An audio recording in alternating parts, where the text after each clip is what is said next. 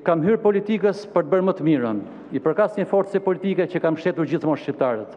Ju ftoj, jepini atë që meriton çdo qeverie e cila nuk ka mbajtur premtimet, nuk ka qenë qeveria juaj, nuk ka qenë qeveria për të cilën do të votoni.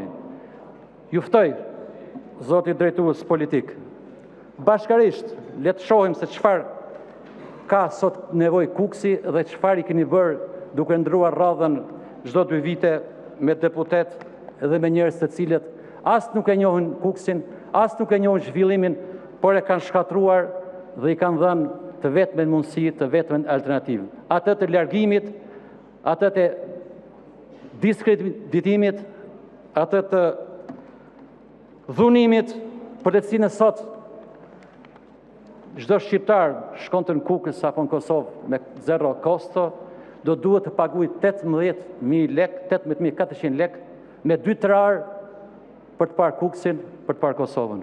Flamurin e kam njohur në parlament, më zhdukur një burr serioz,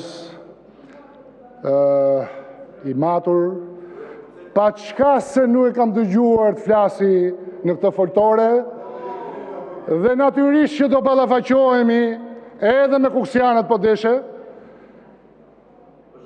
duke treguar se ç'ke bërë 4 vite në parlament. Qoftë në komisionet parlamentare, qoftë edhe në këtë foltore. Pas ke pritur ditën e zgjedhjeve që të fillosh të flasësh në parlament. Dhe natyrisht të flasësh nuk ka absolutisht asnjë gjë të keqe, por e fillove pak jo në mënyrë etike, dhe do kej mundësi të ballafaqohemi në Kukës se çfarë ke bërë ti këto 4 vite dhe çfarë kam bërë unë.